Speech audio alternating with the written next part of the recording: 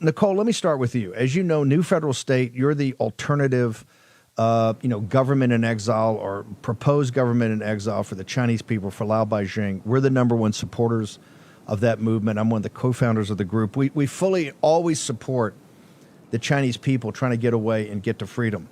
But that's not exactly totally what's happening here, right? Because this is also the CCP at work. Can you walk through your assessment of what's happening at the southern border with now 100,000 potential CCP members, or Chinese coming across, many of those CCP members and many of those fighting age men?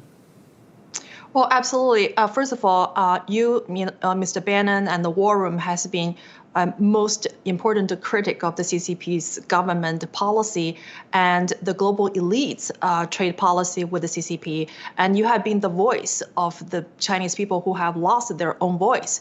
I mean, in that 60 minutes video, we saw that the illegal Chinese immigrants showing up at the southern border, they're actually the direct victim and natural outcome of the decades-long CCP's trade policy with the U.S. and the Western world, because the so-called open trade with the CCP, they never benefit the Chinese people. The Chinese people are the biggest victim of the U.S. engagement policy and trade policy with the CCP. So I think that, this is very important to bring into the national debate that who caused the CCP's economy to fall and force these middle-class Chinese people to flee their country. I mean, that woman said she sold the house and got $14,000 to be smuggled, and they often have to travel a dozen countries, by plane, by bus, and by foot, and show up at the southern border and seeking political asylum.